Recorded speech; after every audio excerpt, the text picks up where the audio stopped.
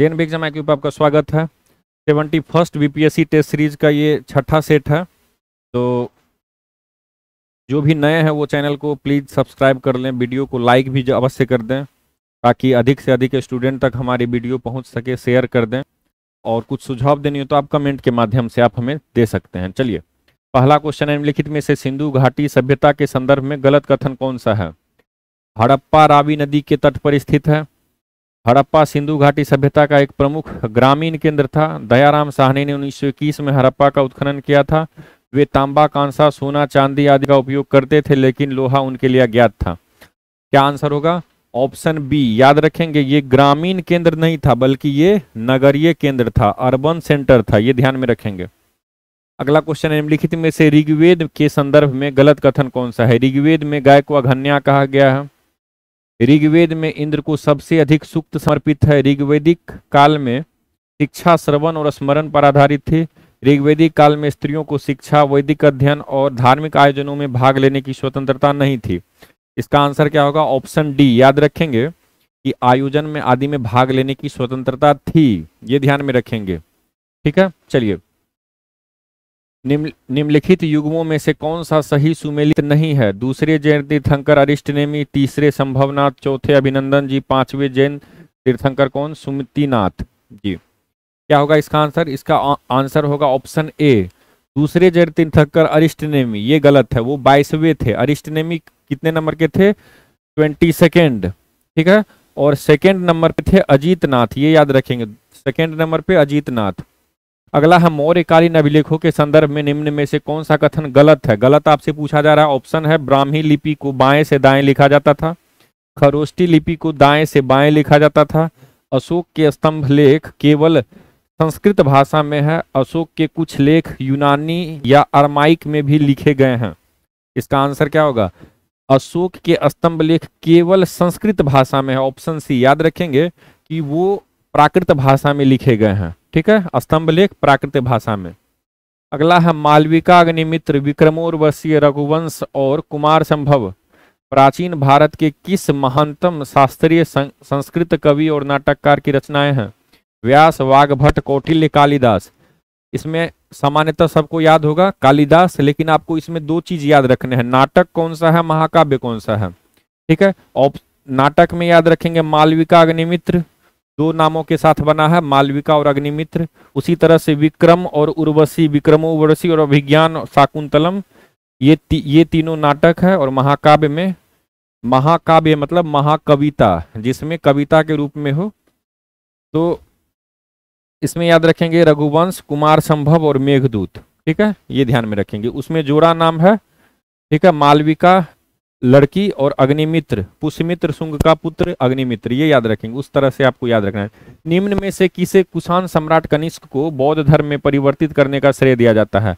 विष्णुगोप, अश्वघोष, अग्रसेन, विरूपाक्ष। तो अश्वघोष याद रखेंगे, कौन है वो? अश्वघोष। ठीक, कालिदास के बाद अश्वघोष को महानतम संस्कृत कवि माना गया है। और इनकी जो सबसे प्रसिद्ध रचना है वो है बुद्धचरित्र। ठीक है, चलिए। अगला है, प्रतिहार राजवंश के प्रसिद्ध शासक मिहिर भोज ने कौन सी उपाधि धारण की थी? परमेश्वर, आदि वराह, विक्रमादित्य, आदित्यवर्धन। इसका आंसर क्या होगा? इसका आंसर हो जाएगा आदि वराह। याद रखेंगे, कौन? आदि वराह। नाम क्या है? मिहिर भोज, आदि वराह मिहिर भोज। और कहां से पता चलता है ये नाम?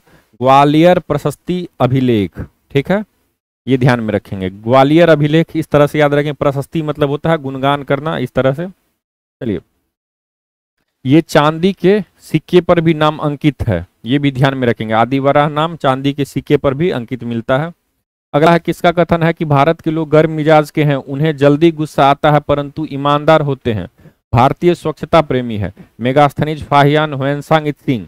आंसर हो जाएगा इसका ह्वेनसांग। याद रखेंगे, ह्वेनसांग। ऑप्शन में आपको टी साइलेंट होता है, इंग्लिश में अगर ऑप्शन देखेंगे तो वहां पे टी साइलेंट होता है। इसका सबसे इंपॉर्टेंट बुक का नाम याद रखना है, CU की, ये याद रखेंगे। 15 वर्षों तक इनका टाइम पीरियड था भारत में। ठीक है, ये भी ध्यान में रखेंगे। चलिए, अगला है, मौखरी शासकों की राजधानी थी? थानेश्वर, कन्नौज, पुरुषपुर, पाटलिपुत्र। तो मौखरी शासकों की राजधानी कहाँ थी? आंसर हो जाएगा कन्नौज। ये भी ध्यान में रखेंगे, जिसे कान्यकुब्ज कहा जाता था, कान्यकुब्ज कहा जाता था। ठीक है, ये ध्यान में रखेंगे। और मौखरियों ने इसे काफी इस समय में जो कन्नौज था उसे काफी प्रसिद्धि दिलाई। और इसके बाद आप देखेंगे कि वहां पर आपको त्रिपक्षीय संघर्ष देखने को मिलता है कन्नौज को लेकर के। ठीक है, तो केंद्र में कन्नौज होता है। अगला क्वेश्चन है, त्रिपक्षीय संघर्ष की पहल किसने की थी? वत्सराज, धर्मपाल, ध्रुव, नागभट्ट द्वितीय। इसका आंसर हो जाएगा वत्सराज। याद रखेंगे कौन? वत्सराज। ये गुर्जर प्रतिहार शासक हैं, तो गुर्जर प्रतिहार ने युद्ध स्टार्ट किया था, ये याद रखेंगे। त्रिपक्षीय संघर्ष स्टार्ट किया था, किसे हराया था? गुर्जर प्रतिहार। वो पूर्वी शासक धर्मपाल को हराया था, यानी कि पूर्वी भारत पे पाल वंश का शासक था उसे हराया था। और किससे हारा था? तो दक्षिणी राष्ट्रकूट शासक से वो हार चुके थे। ठीक है, और राष्ट्रकूट को बाद में किसने हराया? तो पूर्वी शासक यानी कि पाल वंश ने हराया। और फिर से पाल वंश को हरा करके गुर्जर प्रतिहार अंतिम रूप से अंततः त्रिपक्षीय संघर्ष को जीतने में सफल रहे। तो स्टार्ट भी किसने किया? गुर्जर प्रतिहार, जिसका नाम है वत्सराज। और इंड किसने किया, खत्म किसने किया? वो भी गुर्जर प्रतिहार ने ही अंतिम में विजय के साथ इसे समाप्त किया और 300 सालों तक शासन किया। और अंतिम एक और को क्वेश्चन पूछा जा सकता है, नागभट्ट द्वितीय वो शासक कौन है जो अंततः जीते थे? नागभट्ट द्वितीय, ये याद रखेंगे। अगला है, हिंदू शाही राज्य का कौन सा शासक तुर्की से बार बार पराजित होने के कारण ग्लानिवश में आत्मदाह कर लिया? जयपाल, भीमपाल, आनंदपाल, त्रिलोचनपाल। इसका क्या आंसर होगा? इसका आंसर हो जाएगा, याद रखेंगे, जयपाल। कौन? जयपाल। इन्हीं के पुत्र थे आनंदपाल, ये याद रखेंगे। ठीक है, चलिए अगला है, महमूद गजनबी के आक्रमण के परिणाम स्वरूप कौन सा शहर फारसी संस्कृति का केंद्र बन गया? लाहौर, दिल्ली, अजमेर, दौलताबाद। इसका आंसर क्या हो जाएगा? लाहौर। याद रखेंगे कौन सा क्षेत्र? लाहौर। 1015 ईस्वी में महमूद गजनबी ने इसे जीता था। चलिए अगला क्वेश्चन आ जाते हैं, लाख बख्श के नाम से जाना जाने वाला भारतीय शासक कौन था? बाबर, अकबर, इल्तुतमिश, कुतुबुद्दीन ऐबक। आंसर हो जाएगा कुतुबुद्दीन ऐबक।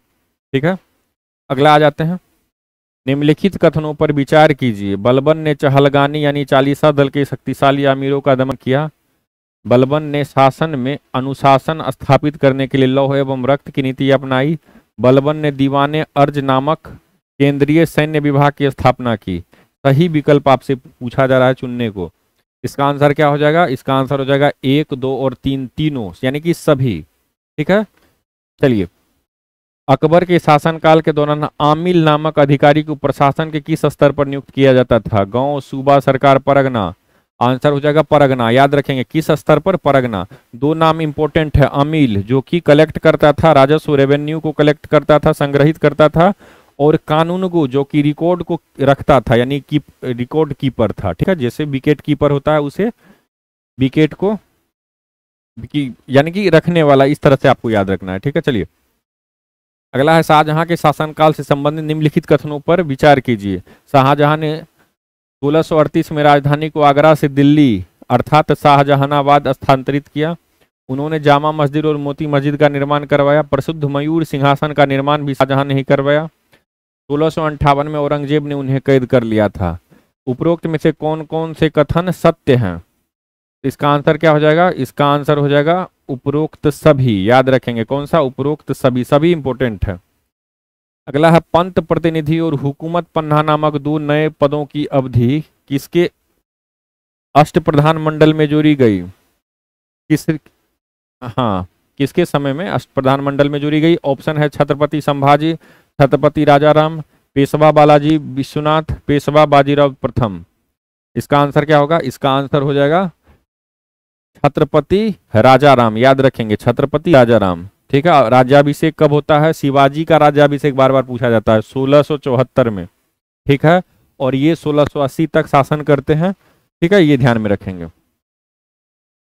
औरंगजेब ने मुकर्रब खान को किस मराठा शासक के विरुद्ध भेजा था? शिवाजी, संभाजी, साहूजी, शाहजी।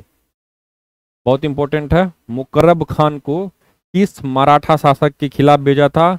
इसका आंसर हो जाएगा संभाजी। याद रखेंगे कौन सा? संभाजी। ठीक है, 1689 ईस्वी में 1689, यानी कि शिवाजी 1680 तक शासन किए थे। उसके 9 वर्ष के बाद संभाजी को पकड़ने के लिए मुकर्रब खान को अंग्रेज औरंगजेब ने भेजा था। ठीक है। 1857 के विद्रोह के प्रमुख कारणों में क्या शामिल नहीं था? शिक्षा की नई प्रणाली, विधवा पुनर्विवाह अधिनियम, भारतीय सिपाहियों का अफगानिस्तान भेजा जाना, भारतीयों और अंग्रेजों के बीच अंतर्विवाह पर रोक लगाने वाले कानून। तो प्रमुख कारणों में क्या शामिल नहीं था 1857 के विद्रोह के प्रमुख कारणों में? इसका आंसर हो जाएगा भारतीयों और अंग्रेजों के बीच अंतर्विवाह पर रोक लगाने जाने वाला कानून, ये नहीं था। ठीक है। अन्य सभी कारण थे। दीवानी अधिकार ईस्ट इंडिया कंपनी को किसके द्वारा और कब प्रदान किए गए? ब्रिटिश संसद 24 अगस्त 1765, मुगल सम्राट 12 अगस्त 1765, सिराजुद्दौला 15 अगस्त 1764, बंगाल के नवाब 12 जुलाई 1766। आंसर हो जाएगा मुगल सम्राट 12 अगस्त 1765। मुगल सम्राट 12 अगस्त 1765। ये बहुत इंपॉर्टेंट है। इलाहाबाद की संधि के बाद के तहत इसे दीवानी अधिकार प्राप्त हुई थी अंग्रेजों को। ठीक है। चलिए, निम्नलिखित कथनों पर विचार कीजिए। रॉबर्ट क्लाइव 1757 से 60 और पुनः 65 से 67 के बीच बंगाल का गवर्नर था। प्लासी के युद्ध में रॉबर्ट क्लाइव ने सिराजुद्दौला के विरुद्ध अंग्रेजी सेना का नेतृत्व किया। भारत में द्वैध शासन प्रणाली 1765 से 72 तक की शुरुआत रॉबर्ट क्लाइव ने किया था। रॉबर्ट क्लाइव को ब्रिटिश भारत का बाबर कहा जाता है। कौन से कथन सत्य हैं? सत्य पूछा जा रहा है। इसका क्या आंसर हो जाएगा? इसका आंसर हो जाएगा उपरोक्त सभी। याद रखेंगे, उपरोक्त सभी बहुत इंपॉर्टेंट है। भारत में रेलवे की शुरुआत से संबंधित निम्नलिखित कथनों पर विचार कीजिए। भारत में पहली रेल लाइन 16 अप्रैल 1853 को मुंबई ठाणे के बीच शुरू हुई थी। इस रेल मार्ग की कुल दूरी 24 किलोमीटर थी। इस ट्रेन को साहिब, सुल्तान और सिंध नामक 3 इंजनों ने खींचा था। यह परियोजना great Indian peninsula railway company द्वारा शुरू की गई थी। उपरोक्त में से कौन से कथन सत्य हैं? इसका आंसर क्या हो जाएगा? ऑप्शन 1, 3 और 4। 1, 3 और 4, ऑप्शन सी। याद रखेंगे 1, 3 और 4। कुल दूरी थी 34 किलोमीटर, 34 किलोमीटर। ये याद रखेंगे। कितनी किलोमीटर? 34 किलोमीटर। भारतीय संघ के संस्थापक कौन थे? दादा भाई नौरोजी, बाल गंगाधर तिलक, A.O. ह्यूम, सुरेंद्र नाथ बनर्जी। आंसर हो जाएगा इंडियन एसोसिएशन के सुरेंद्र नाथ बनर्जी। बहुत इंपॉर्टेंट है। सुरेंद्र नाथ बनर्जी 1876 में। ठीक है। आनंद मोहन बोस के साथ मिलकर के भारतीय संघ की स्थापना इन्होंने किया था। मुस्लिम लीग का प्रथम अध्यक्ष कौन था? आगा खां, हामिद खां, हसन खां, मोहम्मद अली जिन्ना। आंसर होगा आगा खां। याद रखेंगे कौन? आगा खां। 1906 में स्थापित हुई थी। अगला क्वेश्चन है, निम्नलिखित में से असत्य कथन चुनिए। दादा भाई नौरोजी 1886 में कलकत्ता अधिवेशन में भारतीय राष्ट्रीय कांग्रेस के अध्यक्ष बने। चितरंजन दास 1921 में गया अधिवेशन में भारतीय राष्ट्रीय कांग्रेस के अध्यक्ष बने। मोतीलाल नेहरू 1928 में कलकत्ता अधिवेशन में भारतीय राष्ट्रीय कांग्रेस के अध्यक्ष बने। सरदार वल्लभ भाई पटेल 1931 में कराची अधिवेशन में भारतीय राष्ट्रीय कांग्रेस के अध्यक्ष बने। इसमें असत्य पूछा जा रहा है, तो कौन सा असत्य हो जाएगा? चितरंजन दास 1921 में नहीं बल्कि 1922 में गया अधिवेशन में भारतीय राष्ट्रीय कांग्रेस के अध्यक्ष बने थे। 1921 में इनका नाम तो अवश्य था, लेकिन ये कार्यवाहक रूप से हकीम अजमल खान ने 1921 में अहमदाबाद अधिवेशन में अध्यक्षता किया था। अहमदाबाद में, याद रखेंगे, अहमदाबाद में। ठीक है। चलिए, निम्नलिखित में से किस राष्ट्रीय नेता ने 1945 के मुकदमे में भारतीय राष्ट्रीय सेना के सैनिकों का बचाव नहीं किया? INA के सैनिकों का बचाव नहीं किया? सर तेज बहादुर सप्रू, भूला भाई देसाई, राजगोपालाचारी, जवाहरलाल नेहरू। आंसर होगा सी, राजगोपालाचारी। याद रखेंगे कौन? सी, राजगोपालाचारी। ठीक है। अगला है, निम्नलिखित कथनों पर विचार कीजिए। एनी बेसेंट भारतीय राष्ट्रीय कांग्रेस की पहली महिला अध्यक्ष थी। उन्होंने इंडियन होम रूल लीग की स्थापना की। उन्होंने 1916 के कलकत्ता अधिवेशन में कांग्रेस की अध्यक्षता की। द कॉमनवेल्थ एक साप्ताहिक पत्र था और न्यू इंडिया एक दैनिक पत्र था। दोनों को एनी बेसेंट ने शुरू किया था। सत्य कथन पूछा जा रहा है। सही कथनों का चयन कीजिए। सही कथन कौन सा होगा? वो कांग्रेस की पहली महिला अध्यक्षता थी, ये भी सही है। होम रूल लीग की, इंडियन होम रूल लीग की स्थापना की, ये भी सही है। 1916 में कलकत्ता अधिवेशन में नहीं बल्कि 1917 के कलकत्ता अधिवेशन में उन्होंने कांग्रेस की अध्यक्षता किया था। और बाकी कॉमनवेल्थ और न्यू इंडिया, ये दोनों पत्र एनी बेसेंट ने शुरू किया था, ये भी सही है। तो यानी कि ऑप्शन में स्टेटमेंट नंबर 3 गलत है।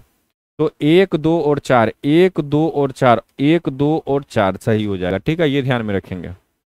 चलिए, सरोजिनी नायडू के संदर्भ में निम्नलिखित कथनों पर विचार कीजिए। सरोजिनी नायडू को भारत की कोकिला कहा जाता है, भारत कोकिला।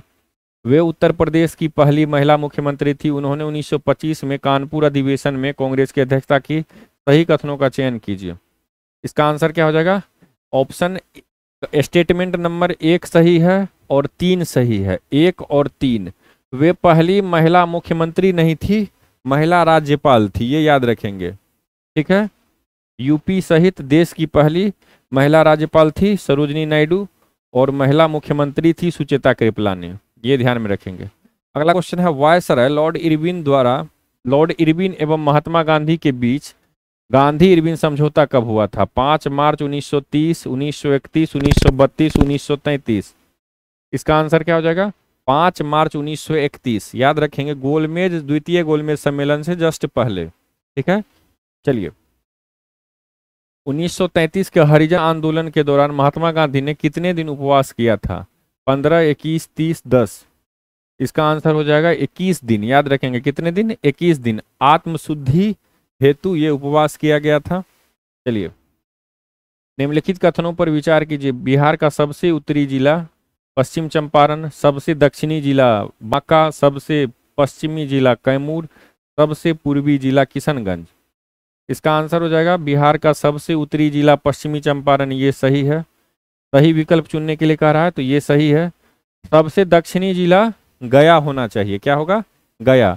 तो स्टेटमेंट 2 गलत है, बाकी सभी सही है। 1 3 4 1 3 4 यानी ऑप्शन ए दक्षिणी जिला गया, याद रखेंगे।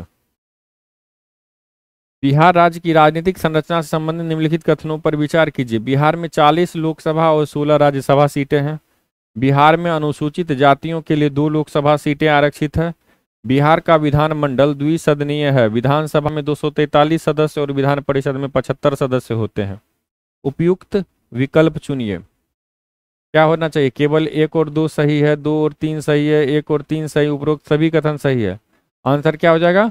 1 और 3 सही है। दूसरा गलत है, 2 के जगह 6 लोकसभा सीटें आरक्षित है। शेड्यूल कास्ट के लिए, SC के लिए बिहार में 6 लोकसभा सीट आरक्षित है। अगला क्वेश्चन है, बिहार राज्य के प्रतीकों से संबंधित निम्नलिखित कथनों पर विचार कीजिए। बिहार का राज्य प्रतीक बोधि वृक्ष है जिसके दोनों ओर स्वास्तिक चिन्ह है। बिहार का राज्य प्रार्थना मेरे भारत के कंठहार तुझको सत सत वंदना बिहार है। बिहार की राज्य गीत मेरे रफ्तार पे सूरज की किरण राज करे है। उपयुक्त विकल्प चुने। 1 सही है, 2 सही है, 1 और 3 सही, उपरोक्त सभी कथन सही है। आंसर क्या हो जाएगा? केवल 1 सही है। ऑप्शन ए केवल 1 सही है। राज्य गीत है कौन सा? मेरे भारत के कंठहार तुझको सत सत वंदना बिहार, ये राज्य गीत है। और राज्य का प्रार्थना क्या है? मेरे रफ्तार पे सूरज की किरण राज करे। ठीक है, ये आप देख सकते हैं प्रतीक चिन्ह क्या है? बोधि वृक्ष है, 2 माला है, उसमें 2 तरफ स्वास्तिक है और बीच में ईंट रखा हुआ है और ईंट पे उर्दू में लिखा हुआ है बिहार, ये याद रखेंगे। ठीक है, चलिए। अगला है, बिहार की भौगोलिक स्थिति से संबंधित निम्नलिखित कथनों पर विचार कीजिए। बिहार की उत्तर दक्षिण लंबाई लगभग 483 किलोमीटर है और पूर्व पश्चिम चौड़ाई लगभग 345 किलोमीटर है। बिहार 3 भारतीय राज्यों पश्चिम बंगाल, उत्तर प्रदेश और झारखंड के साथ सीमा साझा करता है। बिहार उत्तर में नेपाल के साथ अंतर्राष्ट्रीय सीमा साझा करता है। उपयुक्त विकल्प चुनिए। इसमें आप ध्यान से देखेंगे तो पहला में आप यहाँ पे देखेंगे तो उत्तर से दक्षिण यानी कि ऊपर से नीचे। आपको पता होगा कि बिहार अगर आप मैप पे देखते होंगे तो बिहार में कुछ आपको इस प्रकार से बिहार का आपको मैप दिखाई देता होगा। ठीक है, यहाँ पे ये हुआ उत्तर दक्षिण, तो उत्तर दक्षिण कम चौड़ा है। उत्तर दक्षिण याद रखेंगे 345 उत्तर दक्षिण होना चाहिए, 345 उत्तर दक्षिण होना चाहिए। और याद रखेंगे 483 पूरब पश्चिम होना चाहिए। ठीक है, ईस्ट वेस्ट कितना होना चाहिए? 483। तो यहीं पे आपको उल्टा लिखा हुआ है, ये ध्यान में आप लोग देंगे। ठीक है, चलिए क्या हो जाएगा? ऑप्शन 2 और 3 सही है, पहला उल्टा है, ये ध्यान में रखेंगे। बिहार के सीमावर्ती जिलों से संबंधित निम्नलिखित कथनों पर विचार कीजिए। पश्चिमी चंपारण नेपाल और उत्तर प्रदेश दोनों के साथ सीमा साझा करता है। किशनगंज नेपाल और पश्चिम बंगाल दोनों के साथ सीमा साझा करता है। रोहतास झारखंड और उत्तर प्रदेश दोनों के साथ सीमा साझा करता है। कटिहार पश्चिम बंगाल और झारखंड दोनों के साथ सीमा साझा करता है। केवल 1 और 4 सही है, 1 2 3 सही है, 2 3 4 सही है, उपरोक्त सभी कथन सही है। क्या होना चाहिए आंसर? उपरोक्त, इसमें आपको ध्यान देना होगा पश्चिमी चंपारण, किशनगंज, रोहतास, कटिहार में सभी कथन सही है, ये ध्यान में रखेंगे। ठीक है, यहाँ मैप में भी आप देख सकेंगे, आप यहाँ पे देखेंगे किशनगंज इधर नेपाल से और इधर वेस्ट बंगाल से किशनगंज टच करता है। ठीक है, कटिहार देखेंगे ध्यान से तो इधर वेस्ट बंगाल से और इधर झारखंड से, ठीक है, झारखंड से सीमा साझा करता है। ठीक है, इधर रोहतास, रोहतास देखेंगे यूपी और इधर झारखंड से। ठीक है, और पश्चिमी चंपारण इधर यूपी से और इधर नेपाल से बॉर्डर शेयर करता है, इधर नेपाल से बॉर्डर शेयर करता है। ठीक है, चलिए अगला है बाढ़ की, बिहार की बाढ़ प्रवृत्ति से संबंधित निम्नलिखित कथनों पर विचार कीजिए। बिहार भारत का सबसे अधिक बाढ़ प्रभावित राज्य है। उत्तर बिहार की 76% आबादी हर साल बाढ़ के आवर्ती खतरे में रहती है। बिहार के कुल क्षेत्रफल का 73% भाग बाढ़ से प्रभावित क्षेत्र में आता है। उपयुक्त विकल्प चुनिए। 1 और 2 सही है, 2 3 सही है, 1 3 सही, उपरोक्त सभी कथन सही है। यहाँ पे ध्यान से देखेंगे तो क्या होगा? उपरोक्त सभी कथन सत्य है, सही है। ठीक है, अगला है निम्नलिखित में से कौन सी नदी उत्तर प्रदेश और बिहार की सीमा पर स्थित नहीं है? कर्मनाशा, सोन, गंडक, घाघरा। इसका आंसर क्या हो जाएगा? इसका आंसर हो जाएगा सोन। याद रखेंगे सोन नहीं है, कर्मनाशा, गंडक और घाघरा कहीं ना कहीं बिहार और उत्तर प्रदेश के बॉर्डर पे आपको देखने को मिलेगा। ठीक है, निम्नलिखित कथनों में से कौन सा कथन सत्य है? बिहार में कुल 58 राष्ट्रीय राजमार्ग है, नेशनल हाईवे NH है 58 टोटल। पथ घनत्व के मामले में बिहार तीसरे स्थान पर है। बिहार सड़कों की कुल लंबाई के अनुसार 8वें स्थान पर है। बिहार पक्की सड़कों की लंबाई के अनुसार देश में 4थे स्थान पर है। तो क्या सत्य है? तो इसका आंसर क्या हो जाएगा? अब यहाँ पे अगर आप देखेंगे तो बिहार पक्की सड़कों की लंबाई के अनुसार देश में 4थे स्थान पर है, ये गलत है। पक्की सड़कों के अनुसार कितने हैं? 10वें स्थान पर है। टोटल सड़कों की कुल लंबाई के अनुसार 8वें स्थान पर है, ये सही है। पथ घनत्व में तीसरे स्थान पर, ये भी सही है। NH टोटल 58 है बिहार में, ये भी सही है। बिहार में औसत फसल सघनता लगभग कितनी है? 120%, 135%, 144%, 160%। क्रॉप इंटेंसिटी कितनी है बिहार की? तो आंसर हो जाएगा 144%। याद रखेंगे कितनी? 144%। और भारत की 142%। तो बिहार की फसल सघनता ज्यादा है। ठीक है, ये ध्यान में रखेंगे। अगला है वाल्मीकि राष्ट्रीय उद्यान से संबंधित निम्नलिखित में से कौन सा या कौन से कथन सत्य हैं? वाल्मीकि राष्ट्रीय उद्यान बिहार का एकमात्र राष्ट्रीय उद्यान है। इसकी स्थापना 1978 में की गई थी। यह बिहार के पूर्वी चंपारण जिले में स्थित है। इसका क्षेत्रफल लगभग 898 वर्ग किलोमीटर है। तो इसका क्या आंसर हो जाएगा? इसका आंसर हो जाएगा, इसकी 1 सही है, 2 सही है और 4 सही है। 1 2 और 4 यानी ऑप्शन सी हो जाएगा। क्यों? ये पश्चिमी चंपारण जिले में है, ये याद रखेंगे, ये पश्चिमी चंपारण जिले में है। अगला है उद्वंत प्रकाश के लेखक कौन है? मौली कवि, बोधराज, परमाला, विद्यापति। तो उद्वंत प्रकाश के लेखक कौन है? मौली कवि। याद रखेंगे कौन? मौली कवि। मौली कवि की 2 रचनाएं आपको याद रखना है, बाघ सिंह और उद्वंत विनोद। बाघ सिंह और उद्वंत विनोद। बिहार के प्रथम मुस्लिम मुख्यमंत्री कौन थे? अब्दुल गफूर, यूसुफ खां, अनवर जमाल, सैयद शहाबुद्दीन। तो प्रथम मुस्लिम मुख्यमंत्री अगर आपसे पूछा जाए स्वतंत्रता पूर्व, तो ये याद रखेंगे यूसुफ। कौन? यूसुफ, स्वतंत्रता पूर्व। लेकिन अगर स्वतंत्र बिहार का पूछा जाए तो याद रखेंगे ऑप्शन के अनुसार अब्दुल गफूर। याद रखेंगे अब्दुल गफूर। ठीक है, बिहार में किसके नेतृत्व में सर्वदलीय दल ने सैमन कमीशन का बहिष्कार किया? अनुग्रह नारायण सिन्हा, रामवृक्ष बेनीपुरी, फणीश्वर नाथ रेणु, राजेंद्र प्रसाद। तो किसके नेतृत्व में सैमन कमीशन का बहिष्कार किया? इसका आंसर क्या हो जाएगा? इसका आंसर हो जाएगा अनुग्रह नारायण सिन्हा। याद रखेंगे अनुग्रह नारायण सिन्हा। 16 नवंबर 1927 को प्रकाशित लीडर्स मैनिफेस्टो में इनमें से बिहार के किन नेता ने हस्ताक्षर नहीं किया था? नवाब इस्माइल खां, मजरूल हक, सर अली इमाम सजानन सिन्हा। इसका आंसर क्या हो जाएगा? इसका आंसर याद रखेंगे मजरूल हक। क्या होगा? मजरूल हक। 16 नवंबर 1927 को ये प्रकाशित हुआ था, लीडर्स मैनिफेस्टो। ठीक है, मजरूल हक का हस्ताक्षर नहीं था। बिहार राष्ट्रीय महाविद्यालय के प्राचार्य के पद पर कौन नियुक्त हुए थे? मजरूल हक, ब्रजकिशोर प्रसाद, राजेंद्र प्रसाद, रामवृक्ष बेनीपुरी। इसका आंसर क्या हो जाएगा? राजेंद्र प्रसाद। याद रखेंगे कौन? राजेंद्र प्रसाद। और इसी दिन बिहार विद्यापीठ का भी दोनों का उद्घाटन किसने किया है? गांधी जी।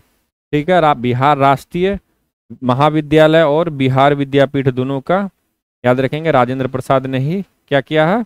इनोग्रेशन। ठीक है, उद्घाटन। अगला है मेरे जीवन का संघर्ष किसकी आत्मकथा है? आचार्य नरेंद्र देव, बाल गंगाधर तिलक, राम मोहन लोहिया, राम मनोहर लोहिया, स्वामी सदानंद सरस्वती। इसका आंसर क्या हो जाएगा? स्वामी सहजानंद सरस्वती। याद रखेंगे कौन? स्वामी सहजानंद सरस्वती। भारत छोड़ो आंदोलन के क्रम में पटना सचिवालय गोलीकांड कब हुआ था? 11 अगस्त 1940, 10 अगस्त 1941, 12 अगस्त 1942, 11 अगस्त 1942। आंसर क्या हो जाएगा? 11 अगस्त 1942। ठीक है, टोटल 7 प्रमुख 7 व्यक्ति शहीद हुए थे, उनका भी नाम आपको एक बार पढ़ना है। बिहार के किस नगर में 1921 के नगर पालिका चुनाव में सभी मत और सहयोगियों के पक्ष में पड़ा था? मुंगेर, पटना, छपरा, मुजफ्फरपुर। इसका आंसर हो जाएगा मुजफ्फरपुर। याद रखेंगे 1921 के नगर पालिका चुनाव में सभी मत मुजफ्फरपुर में और सहयोगियों के पक्ष में पड़ा था। भारत छोड़ो आंदोलन के दौरान किसने सरकारी नीति के विरोध में महाधिवक्ता यानी एडवोकेट जनरल के पद से त्यागपत्र दे दिया था? रामदयालु सिंह, बलदेव सहाय, मथुरा सिंह, जगत नारायण लाल। आंसर हो जाएगा बलदेव सहाय। याद रखेंगे कौन? बलदेव सहाय। अगला है निम्नलिखित में से कौन सा देश अरल सागर के आसपास है? Kazakhstan, Azerbaijan, Kazakhstan, Uzbekistan, Kazakhstan, Turkmenistan, Kazakhstan, Afghanistan. Aral सागर के दोनों साइड कौन कौन है? कजाकिस्तान और उज्बेकिस्तान। कजाकिस्तान और उज्बेकिस्तान। ठीक है, ये ध्यान में रखेंगे। अगला है विश्व का सबसे ऊंचा जलप्रपात कौन सा है? योसेमाइट, नोहक, लिकाई, एंजेल, वॉलमैन। आंसर क्या हो जाएगा? Angel fall. विश्व का सबसे ऊंचा जलप्रपात कौन है? एंजेल। भारत का कुंचिकल। ठीक है, ये ध्यान में रखेंगे, कुंचिकल। और विश्व का एंजेल। विश्व का सबसे बड़ा नदी द्वीप कौन सा है? श्रीरंगम द्वीप, माजुली, भवानी, अगत्ती। आंसर हो जाएगा माजुली। याद रखेंगे कौन? माजुली। ठीक है, चलिए अगला है किस वायुमंडलीय परत में आयन होते हैं और वायरलेस संचार में मदद करते हैं? मध्य मंडल, ताप मंडल, क्षोभ मंडल, समताप मंडल। आंसर क्या हो जाएगा? आंसर हो जाएगा ताप मंडल। याद रखेंगे कौन सा? ताप मंडल, थर्मोस्फेयर। ठीक है, अगला है पृथ्वी के चुंबकीय क्षेत्र के निर्माण के लिए निम्नलिखित में से कौन सी परत उत्तरदायी है? मेंटल, क्रस्ट, बाहरी कोर, आंतरिक कोर। आंसर हो जाएगा बाहरी कोर। ठीक है, बाहरी कोर। याद रखेंगे। ठीक है, कौन सी जल संधि यूरोप को अफ्रीका से अलग करती है? यूरोप को अफ्रीका से कौन सी जल संधि अलग करती है? इसका आंसर क्या हो जाएगा? इसका आंसर हो जाएगा यूरोप को अफ्रीका से अलग करती है जिब्राल्टर। कौन सी? जिब्राल्टर जल संधि। एशिया को यूरोप से बोस्फोरस जल संधि। एशिया को उत्तर अमेरिका से बेरिंग जल संधि। इंग्लैंड को फ्रांस से डोवर जल संधि। क्षुद्र ग्रह किसकी कक्षाओं के बीच पाए जाते हैं? पृथ्वी और मंगल, शनि और यूरेनस, शनि और बृहस्पति, मंगल और बृहस्पति। आंसर क्या हो जाएगा? आंसर हो जाएगा मंगल और बृहस्पति। मंगल और बृहस्पति। क्षुद्र ग्रह को ही लघु ग्रह कहा जाता है, ये भी इंपॉर्टेंट है। भारत में सबसे लंबी तटीय रेखा वाला राज्य कौन सा है? गुजरात, ओडिशा, तमिलनाडु, आंध्र प्रदेश। सबसे लंबी गुजरात। कौन सी? गुजरात, 1600 किलोमीटर। ठीक है, निम्नलिखित में से कौन सा दर्रा मनाली और लेह को सड़क मार्ग से जोड़ता है और पीर पंजाल पर्वतमाला को काटता है? माना, नीति, नाथुला, रोहतांग। आंसर हो जाएगा रोहतांग दर्रा। याद रखेंगे रोहतांग दर्रा। ठीक है, चलिए कालगोरली और कुलगार्डी के स्वर्ण खनन शहर निम्नलिखित में से किस देश में स्थित है? कालगोरली और कुलगार्डी, यूएसए, इंग्लैंड, ऑस्ट्रेलिया, दक्षिण अफ्रीका। इसका क्या आंसर हो जाएगा? इसका आंसर हो जाएगा ऑस्ट्रेलिया। याद रखेंगे कौन? ऑस्ट्रेलिया। ठीक है, अगला भारत के कौन से क्षेत्र को केसर घाटी के नाम से जाना जाता है? कांगड़ा, कुल्लू, पंपोर, गुलमर्ग। आंसर क्या होगा? पंपोर। याद रखेंगे कौन सा है? पंपोर। ठीक है,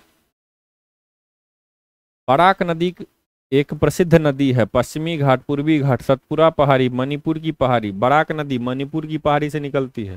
कहाँ से? मणिपुर की पहाड़ी से। ठीक है, चलिए। अंतर्राष्ट्रीय खगोलीय संघ का मुख्यालय कहाँ है? Geneva, Mexico city, New York, Paris.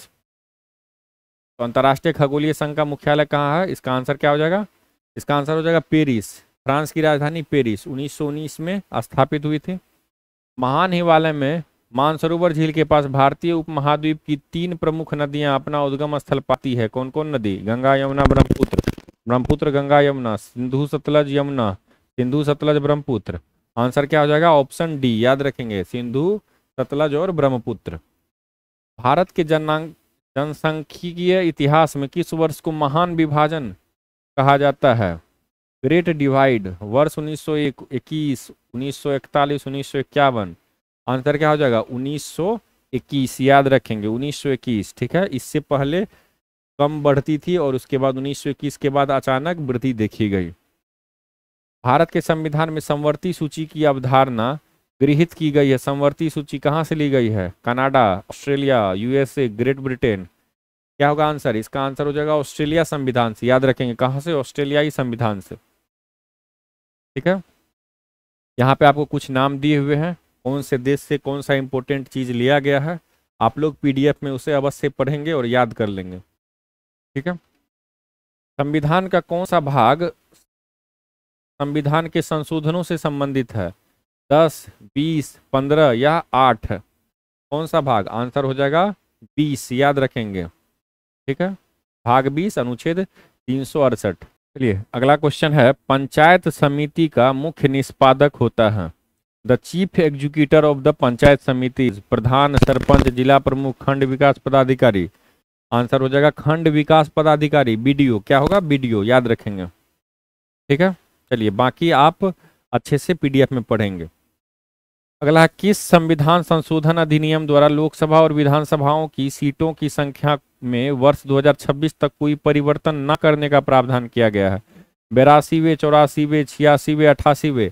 Answer हो जाएगा 84वें, याद रखेंगे, 84वें संविधान संशोधन 2001 के तहत। ठीक है, चलिए, संविधान के किस अनुच्छेद के अंतर्गत हिंदी को राजभाषा के रूप में दर्जा प्रदान किया गया है? अनुच्छेद 341, 1, 342, 1, 343, 1, 345, 1। क्या होगा आंसर? इसका आंसर हो जाएगा 343 का 1 के तहत हिंदी को राजभाषा, ना कि राष्ट्रभाषा, राष्ट्रभाषा नहीं है बल्कि राजभाषा। ठीक है, चलिए, अच्छे से इसका स्क्रीनशॉट भी आप ले सकते हैं या फिर आप पीडीएफ में अवश्य इसे पढ़ लेंगे। भारत के मुख्य चुनाव आयुक्त का कार्यकाल कितना होता है? 5 वर्ष या 62 वर्ष की आयु तक, जो भी पहले हो। 5 वर्ष या 65 वर्ष की आयु तक, जो भी पहले हो। 6 वर्ष 62 वर्ष की आयु तक, जो पहले हो। 6 वर्ष 65 वर्ष की आयु तक, जो पहले हो। भारत के मुख्य चुनाव आयुक्त का कार्यकाल कितना होता है? 6 वर्ष या 65 वर्ष, जो भी पहले हो जाए। चलिए, ठीक है, ये ध्यान में रखेंगे। अगला आ जाते हैं, भारत में राष्ट्रपति को विशिष्ट केंद्रीय राज्य राजकोषीय संबंधों के बारे में सुझाव किसके द्वारा दिया जाता है? केंद्र राज्य राजकोषीय संबंधों के बारे में विशेष रूप से सुझाव कौन देगा? नीति आयोग, वित्त मंत्री, वित्त आयोग, भारतीय रिजर्व बैंक। आंसर क्या हो जाएगा? वित्त आयोग, याद रखेंगे, कौन? वित्त आयोग। ठीक है, चलिए, अनुच्छेद 280 वित्त आयोग। भारतीय संविधान का अनुच्छेद 170 किससे संबंधित है? राज्यसभा के गठन, लोकसभा के विशेषाधिकार से, राज्यों की विधानसभाओं की संरचना से, राज्यों के उच्च न्यायालयों की नियुक्ति से। इसका आंसर क्या हो जाएगा? राज्यों की विधान सभाओं की संरचना से। ठीक है, राज्यों की विधानसभाओं की संरचना से। अगला है, चलिए, अगला है, राज्यों के मुख्यमंत्री चयनित होते हैं, निर्वाचित होते हैं, नियुक्त होते हैं, मनोनीत होते हैं? Chief ministers of the state, elected, elected, appointed, nominated. क्या होगा आंसर? इसका आंसर हो जाएगा अपॉइंटेड, यानी कि नियुक्त होते हैं। ठीक है, राज्यपाल नियुक्त करते हैं मुख्यमंत्री को। अनुच्छेद 164, याद रखेंगे। राज्यपाल का वेतन और भत्ता किस कोष से आता है? संचित भारत की संचित निधि, राज्य की संचित निधि, राज्य की आकस्मिक निधि, राज्य और केंद्र की संचित निधि से 50-50% के अनुपात में। क्या होगा आंसर? इसका आंसर हो जाएगा कि राज्य की संचित निधि से राज्यपाल का वेतन और भत्ता आता है। ठीक है, ये ध्यान में रखेंगे। और भारत की संचित निधि से किन्हें वेतन मिलता है, तो ये प्रमुख नाम आपको पदाधिकारियों के हैं, ये आप देख पाएंगे। डीबीटी का पूर्ण रूप है demand by trade, direct benefit transfer, direct bank transfer, deducted bye transaction. Answer हो जाएगा डायरेक्ट बेनिफिट ट्रांसफर, प्रत्यक्ष लाभ अंतरण। ठीक है, याद रखेंगे। कार्यक्रम कब शुरू हुआ? 1 जनवरी 2013 को। अगला है प्रधानमंत्री मुद्रा योजना कब शुरू की गई थी? 8 जनवरी 2016, 8 सितंबर 2014, 8 नवंबर 2014, 8 अप्रैल 2015। प्रधानमंत्री मुद्रा योजना कब स्टार्ट हुई थी? इसका आंसर हो जाएगा 8 अप्रैल 2015 को। ठीक है, चलिए। आयकर विधेयक इनकम टैक्स बिल 2025 जो 1 अप्रैल 2026 से लागू हो सकता है, निम्न में से किस वर्ष के आयकर अधिनियम की जगह ले सकता है? 1951, 61, 71, 81। आंसर क्या हो जाएगा? आंसर हो जाएगा 1961। याद रखेंगे, आयकर अधिनियम 1961। ठीक है, अगला क्वेश्चन है टेम्पल रजिस्ट्रेशन स्कीम SRS किसकी सूचना का मुख्य स्रोत है?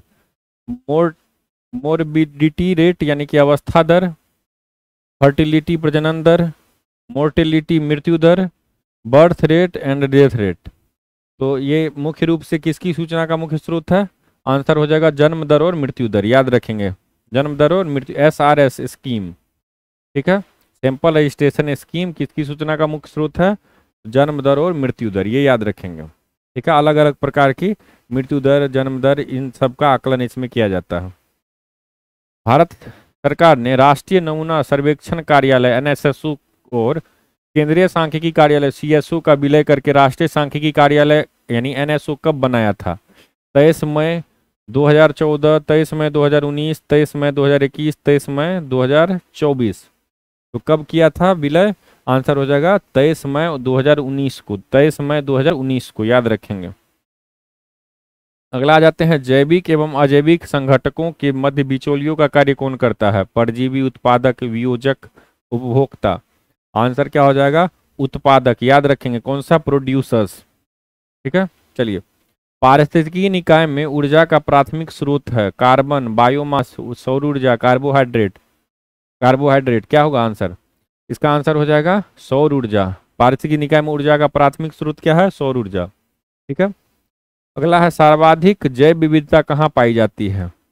उष्ण कटिबंधीय वर्षा वनों में, इन ट्रॉपिकल रेन फॉरेस्ट, शीतोष्ण कटिबंधीय वनों में, इन टेम्परेट फॉरेस्ट, शंकुधारी वनों में, इन कोनिफेरस फॉरेस्ट, उत्तर ध्रुव वनों में, इन पोलर फॉरेस्ट। क्या होगा सर्वाधिक जैव विविधता? तो विषुवत रेखा के आसपास में सर्वाधिक जैव विविधता पाई जाएगी, और जिस तरह से आप पीछे की ओर जाएंगे, ध्रुव की ओर जाएंगे, उस प्रकार से घटती जाएगी। तो सर्वाधिक जैव विविधता क्या हो जाएगा? उस कटिबंधीय वर्षा वनों में। ठीक है, 10 डिग्री उत्तर से 10 डिग्री दक्षिण अक्षांशों के मध्य। जीव विज्ञान का जनक किसे माना जाता है? लिनियस, अरस्तु, मेंडेल या थियोफ्रेस्टस। आंसर क्या हो जाएगा? जीव विज्ञान का जनक अरस्तु, बहुत इंपॉर्टेंट है।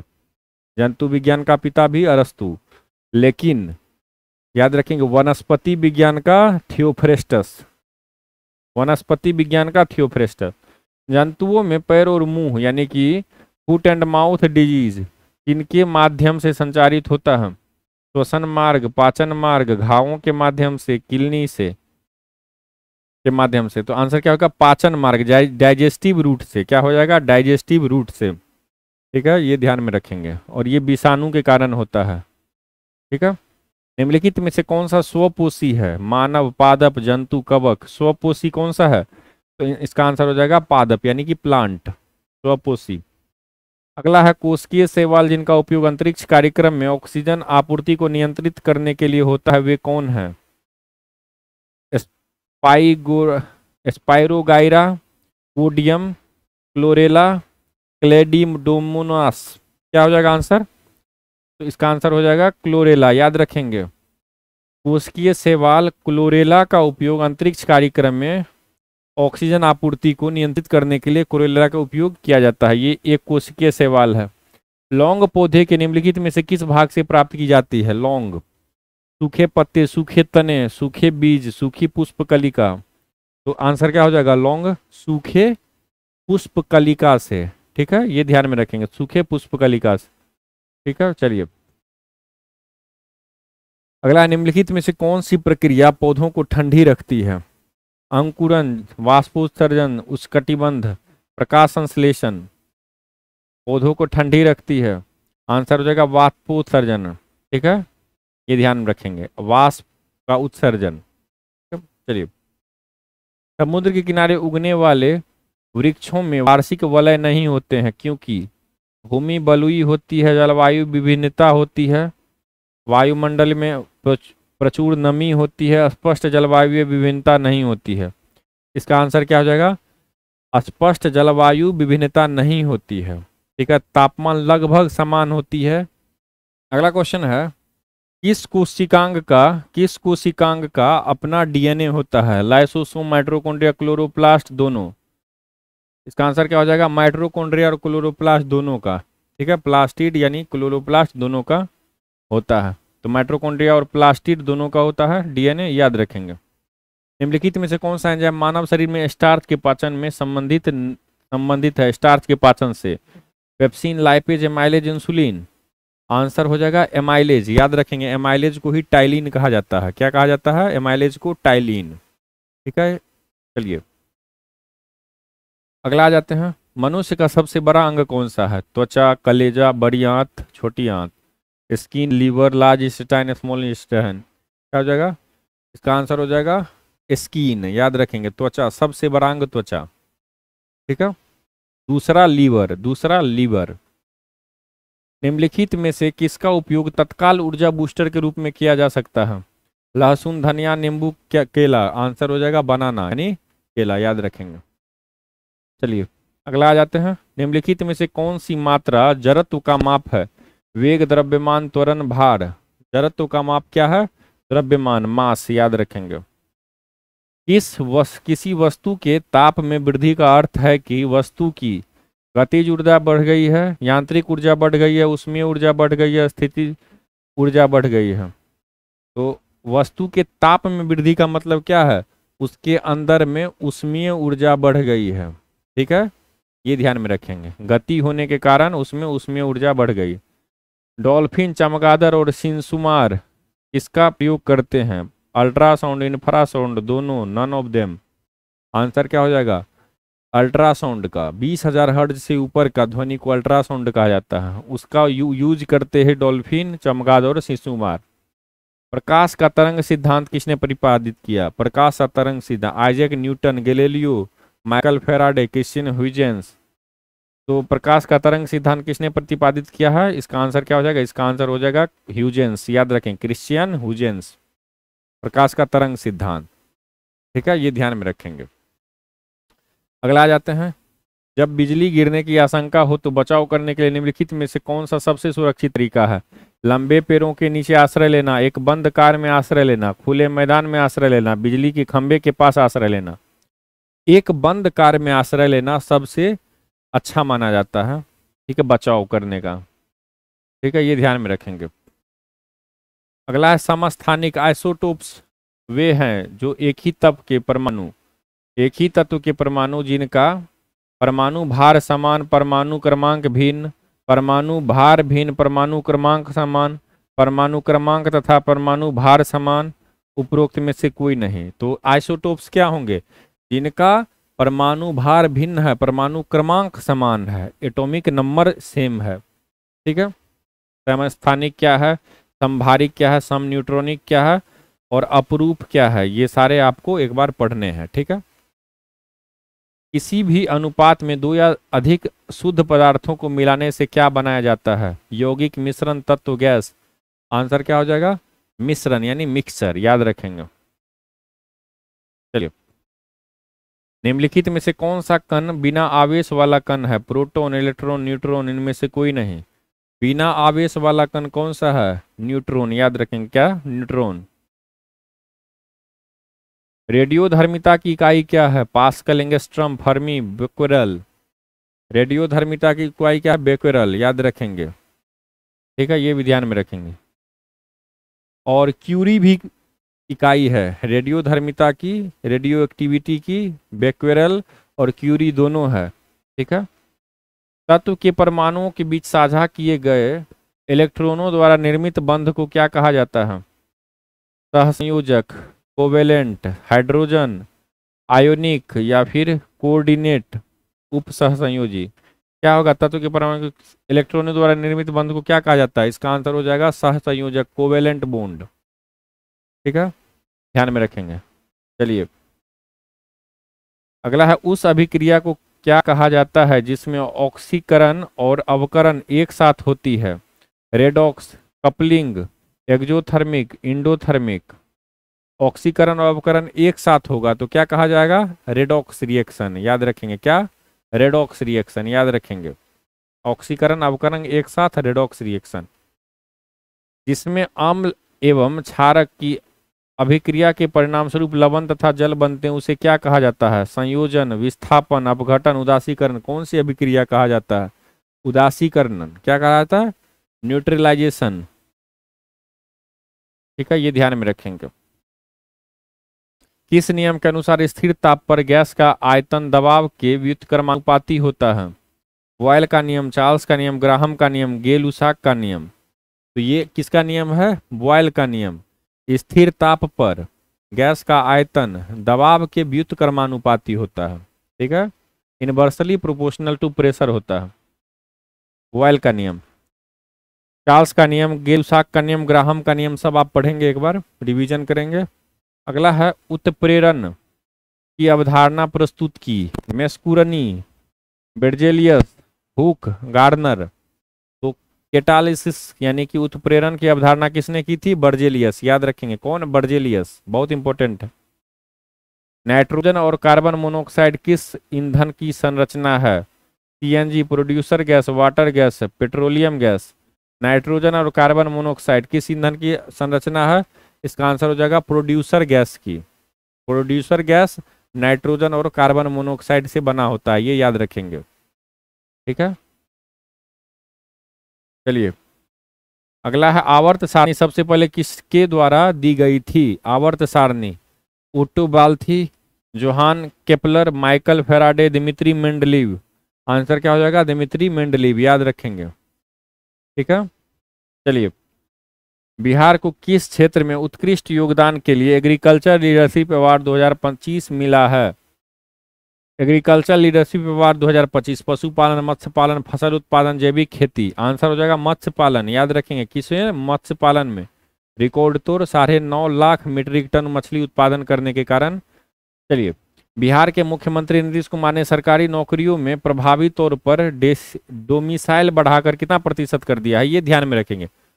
सरकारी नौकरी में डोमिसाइल कितना परसेंट हो गया है? 34, 54, 74, 94। डोमिसाइल हो गया है 74%। याद रखेंगे कितना? 74%। ठीक है, ये ध्यान में रखेंगे। आपको यहाँ पे आप अगर अच्छे से पढ़ेंगे तो और आपको समझ में आ जाएगी। 60% सीट पर पहले से ही बिहार के लोगों का आरक्षण था। इसके बाद क्या हो गया है? तो 60% के बाद 26% जो है वो अनारक्षित ऐसे पद हैं जिसपे बाकी लोग भी आवेदन कर सकते हैं। टोटल 74% जो है वो बिहार के लोग ही आवेदन करेंगे। तो इस तरह से आपको याद रखना है। नीति आयोग की राजकोषीय स्वास्थ्य सूचकांक 2025 रिपोर्ट में कुल 18 प्रमुख राज्यों में से बिहार का रैंक क्या है? फिजिकल हेल्थ इंडेक्स में बिहार का रैंक 11, 13, 15, 18वां कौन सा रैंक है बिहार का? इसका आंसर क्या हो जाएगा? इसका आंसर हो जाएगा 13वां। याद रखेंगे 27.8 स्कोर के साथ 13वां रैंक है। टोटल 18 राज्यों में बिहार को परफॉर्मर श्रेणी में स्थान दिया गया है। बिहार में 33 प्रकार की बीमारियों की रियल टाइम मॉनिटरिंग किस पोर्टल पर की जाएगी? ई स्वास्थ्य portal, digital health mission portal, Ayushman Bharat portal, integrated health information portal, IHIP।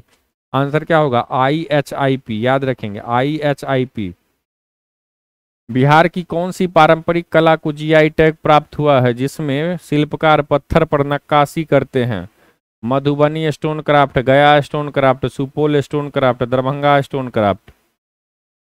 शिल्पकार नक्काशी करते हैं किस पर? आंसर हो जाएगा, याद रखेंगे, गया स्टोन क्राफ्ट। याद रखेंगे क्या? गया स्टोन क्राफ्ट, इसे GI टैग मिला है। बिहार में मतदाता सूची के विशेष गहन पुनरीक्षण 2025 के दौरान मांगे गए 11 दस्तावेजों में से निम्नलिखित में कौन सा दस्तावेज स्वीकार्य है? MNREGA job card, ration card, बिजली या पानी का बिल, गैस कनेक्शन बुक या रसीद, बैंक पासबुक या ATM card, PAN card, driving licence, Aadhaar card, Bharat निर्वाचन आयोग द्वारा जारी मतदाता पहचान पत्र, उपरोक्त में से कोई भी नहीं। अभी वर्तमान में जब मैं वीडियो रिकॉर्ड कर रहा हूँ उस समय में बिहार में मतदाता वोटर लिस्ट को फिर से रिवाइज किया जा रहा है, तो उसमें 11 दस्तावेज दे करके आप प्रमाणित कर सकते हैं कि आप बिहार के वोटर हैं। 11 दस्तावेज में से कौन सा इसमें से आप उसे चुन सकते हैं? इसका आंसर क्या हो जाएगा? उपरोक्त में से कोई नहीं। इन सब का कोई यूज नहीं है, वर्तमान समय तक इन सब का कोई यूज नहीं है। हालांकि सुप्रीम कोर्ट के द्वारा आधार कार्ड आदि को शामिल करने की बात की गई है, फिर भी निर्वाचन आयोग ने अभी तक ऐसा कोई फैसला लिया नहीं है। तो आपको याद रखना है इनमें से कोई नहीं। क्या क्या 11 है मान्य, आप यहाँ पे पढ़ेंगे। पहचान पत्र, पेंशन भुगतान आदेश, आई कार्ड, दस्तावेज, जन्म प्रमाण पत्र, पासपोर्ट, मैट्रिक इंटर का सर्टिफिकेट, इस तरह से टोटल 11 नाम दिए गए हैं। इसमें आधार कार्ड ये सब नहीं है, ठीक है। भारत के 26वें मुख्य निर्वाचन आयुक्त के रूप में किसने पदभार संभाला है? राजीव कुमार, अनूप चंद्र पांडे, सुशील चंद्रा, ज्ञानेश कुमार। 26वें मुख्य निर्वाचन आयुक्त ज्ञानेश कुमार, याद रखेंगे। 26वें मुख्य निर्वाचन आयुक्त ज्ञानेश कुमार, ठीक है। फीफा महिला विश्व कप 2035 की मेजबानी कौन सा देश करेगा? फीफा महिला विश्व cup, Brazil, Canada, Australia, United kingdom. Answer हो जाएगा यूके, यूनाइटेड किंगडम 2035 का फीफा महिला विश्व कप का आयोजन करेगा। भारत का 62वां समुद्री राष्ट्रीय समुद्री दिवस कब मनाया गया? 1 अप्रैल 2025, 5 अप्रैल, 7 अप्रैल, 9 अप्रैल 2025। 62वां राष्ट्रीय समुद्री दिवस, इसका आंसर है 5 अप्रैल 2025 को, ठीक है। ये बहुत इंपॉर्टेंट है, कुछ डेट आपको याद रखने हैं, दिवस के रूप में आपसे पूछा जा सकता है। राष्ट्रपति द्रौपदी मुर्मू को सिटी की ऑफ ऑनर से किस राजधानी में सम्मानित किया गया? पेरिस, लिस्बन, रोम, बर्लिन। आंसर हो जाएगा लिस्बन, याद रखेंगे। पुर्तगाल की राजधानी लिस्बन। लिस्बन में राष्ट्रपति द्रौपदी मुर्मू को सिटी की ऑफ ऑनर से सम्मानित किया गया। पद्मश्री राम साहेब पांडे का हाल ही में निधन हो गया, वह किस पारंपरिक लोक नृत्य से जुड़े थे? घूमर, राई, गरबा, इनमें से कोई नहीं। राई के महान लोक नर्तक थे वो, राई लोक नर्तक थे, याद रखेंगे। खेलो इंडिया यूथ गेम्स 2025 के शुभंकर का क्या नाम है? शेरवीर, गजराज, गज सिंह, सिंहवीर। इसका आंसर क्या हो जाएगा? इसका आंसर हो जाएगा गज सिंह, याद रखेंगे। कौन सा? गज सिंह, ठीक है। बिहार राज्य में हो रहा है गज सिंह, ये याद रखेंगे। बिहार राज्य में गज सिंह बहुत इंपॉर्टेंट है। खेलो इंडिया यूथ गेम्स, ठीक है। हाल ही में इक्वाडोर के राष्ट्रपति चुनाव में किसने निर्णायक जीत दर्ज की? इक्वाडोर में राष्ट्रपति चुनाव में Luisa Gonzalez, Rafael Correa, Daniel Noboa, Guillermo Lasso. Answer हो जाएगा इक्वाडोर के राष्ट्रपति डेनियल नोबोआ। डेनियल नोबोआ, क्या हो जाएगा? डेनियल नोबोआ, याद रखेंगे। अगला है कौन सा देश AIKEYME 2025 में भाग लेने वाले अफ्रीकी देशों में शामिल नहीं है? मेडागास्कर, जिबूती, घाना, कोमोरोस। बहुत इंपॉर्टेंट है, ये पहली बार हुआ है इंडिया अफ्रीका की मेरीटाइम इंगेजमेंट, ठीक है। इसमें भाग ले रहा है, ये पहला संस्करण है, इसलिए बहुत इंपॉर्टेंट है। इसमें घाना नहीं है। आपको यहाँ पे जो भी इंपॉर्टेंट देश दिख रहा है भारत की तरफ से अफ्रीका का, जैसे इरिट्रिया, जिबूती, सोमालिया नहीं है, ये ध्यान में रखेंगे, ठीक है।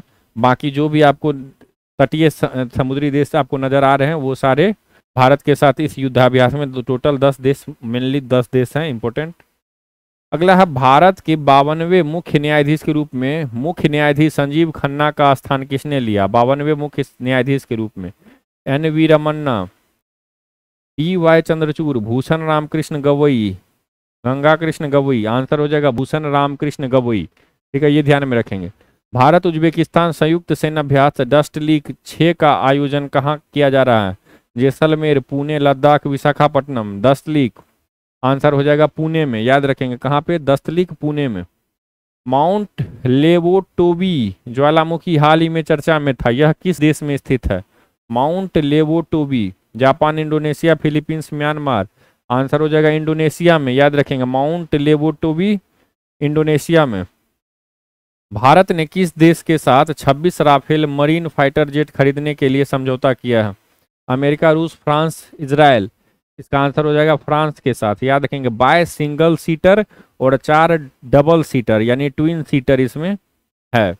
हाल ही में वर्ल्ड सोशल रिपोर्ट 2025 किसके द्वारा जारी किया गया? World bank, NITI Aayog, United nation, इनमें से कोई नहीं। वर्ल्ड सोशल रिपोर्ट याद रखेंगे यूनाइटेड नेशन के द्वारा गरीबी पर इसमें कमी को दर्शाया गया है, ये बहुत इंपॉर्टेंट है। हाल में चर्चा में रहा महुआ दानर वुल्फ सेंचुरी किस राज्य में स्थित है? बहुत इंपॉर्टेंट है, महुआ दानर वुल्फ सेंचुरी यानी कि भेड़ियों का सेंचुरी है। असम, झारखंड, राजस्थान, छत्तीसगढ़, आंसर हो जाएगा झारखंड। बहुत इंपॉर्टेंट है, भारत का एकमात्र और पहला भेड़िया अभयारण्य है। हाल ही में चर्चा में रहा सचेत ऐप किस संस्था के द्वारा विकसित किया गया है? नीति आयोग, भारतीय मौसम विभाग, रक्षा अनुसंधान एवं विकास संगठन, राष्ट्रीय आपदा प्रबंधन प्राधिकरण। आंसर हो जाएगा राष्ट्रीय आपदा प्रबंधन प्राधिकरण, राष्ट्रीय आपदा प्रबंधन प्राधिकरण एनडीएमए के द्वारा। गड़िया और बोरसो बोरोन उत्सव किस राज्य के पारंपरिक सांस्कृतिक एवं जनजातीय विरासत से जुड़ा उत्सव है? बिहार, त्रिपुरा, केरल, मेघालय। गाड़िया और बोरसो याद रखेंगे, बोरसो बोरोन ये त्रिपुरा से संबंधित उत्सव है। किलांग सिलचर ग्रीनफील्ड कॉरिडोर परियोजना किन 2 राज्यों के बीच कनेक्टिविटी को बढ़ाने के लिए बनाई जा रही है? नागालैंड, त्रिपुरा, मेघालय, असम, मिजोरम, मणिपुर, सिक्किम। शिलोंग कहाँ है? मेघालय में। और सिलचर कहाँ है? असम में। तो मेघालय और असम याद रखेंगे, मेघालय और असम। अगला है भारत का वह राज्य कौन सा है पहला राज्य जिसने एआई आधारित real time forest alert system शुरू किया है? महाराष्ट्र, उत्तराखंड, केरल, मध्य प्रदेश। आंसर क्या हो जाएगा? मध्य प्रदेश, याद रखेंगे। भारत का पहला समर्पित deep water container transshipment hub कौन सा बंदरगाह है? मुंद्रा, कोचीन, चेन्नई, विजिंजम। इसका आंसर क्या हो जाएगा? विजिंजम पोर्ट, याद रखेंगे। पहला समर्पित deep water container transshipment hub है, ठीक है। अगला है साल 2025 में सबसे अधिक ब्रांड वैल्यू वाली आईपीएल फ्रेंचाइजी कौन सी बनी है? Mumbai Indians, Chennai super kings, royal challengers Bangalore, Kolkata knight riders. सबसे अधिक वैल्यू वाली कंपनी कौन सी बनी है IPL franchise? Royal challengers Bangalore, याद रखेंगे, आरसीबी। नीरज चोपड़ा ने हाल ही में नीरज चोपड़ा क्लासिक 2025 में किस शहर में स्वर्ण पदक जीता? इन्हीं के नाम पे ये आयोजन था और इन्होंने ही स्वर्ण पदक भी जीता। ऑप्शन है नई दिल्ली, पटियाला, बेंगलोर, पुणे। आंसर हो जाएगा बेंगलोर, याद रखेंगे, ठीक है, बेंगलोर। हाल ही में एलन मस्क ने अमेरिका में किस नाम से एक नई राजनीतिक पार्टी बनाने की घोषणा की है? Freedom party, United party, America party, new America party. बहुत इंपॉर्टेंट है, इसका आंसर हो जाएगा अमेरिका पार्टी, याद रखेंगे। कौन सा? America party. भारत के पहले सहकारी विश्वविद्यालय त्रिभुवन सहकारी विश्वविद्यालय का भूमि पूजन किस राज्य में किया गया? महाराष्ट्र, मध्य प्रदेश, गुजरात, उत्तर प्रदेश। तो त्रिभुवन नाम का सहकारी विश्वविद्यालय कहाँ पे बना है? गुजरात में, याद रखेंगे। सहकारी मंत्री कौन है? अमित शाह, सहकारी मंत्री अमित शाह। हाल ही में आदि कर्म योगी कार्यक्रम किस मंत्रालय द्वारा शुरू किया गया है? गृह मंत्रालय, वित्त मंत्रालय, जनजातीय कार्य मंत्रालय, महिला एवं बाल विकास मंत्रालय। आदि कर्म योगी कार्यक्रम, इसका क्या आंसर हो जाएगा? इसका आंसर हो जाएगा जनजातीय कार्य मंत्रालय, ठीक है। आदि कर्मयोगी कार्यक्रम, जनजातीय कार्य मंत्रालय। भारत के 23वें विधि आयोग के अध्यक्ष के रूप में किसे नियुक्त किया गया है? यू ललित, दीपक मिश्रा, अरुण मिश्रा, दिनेश माहेश्वरी। 23वें विधि आयोग के अध्यक्ष के रूप में किसे? दिनेश माहेश्वरी को, ये याद रखेंगे, दिनेश माहेश्वरी को, ठीक है। अब मैथ का क्वेश्चन है जिसे आप स्वयं सॉल्व करेंगे। चलिए हम आपको आंसर बताते जाएंगे। 141 का आंसर होगा 10 किलोमीटर प्रति घंटा। 142 का 16.6%। 143 का क्या आंसर होगा? 20। 144 का आंसर क्या होगा? 33:7। 145 का आंसर क्या होगा? 120 दिन। 146 का आंसर क्या होगा? 9 वर्ष। 147 का आंसर क्या होगा? 60 किलोमीटर प्रति घंटा। 148 का क्या होगा? 83। 149 का दक्षिण और 150 का 100.5 डिग्री। Thank you. जय हिंद, जय भारत।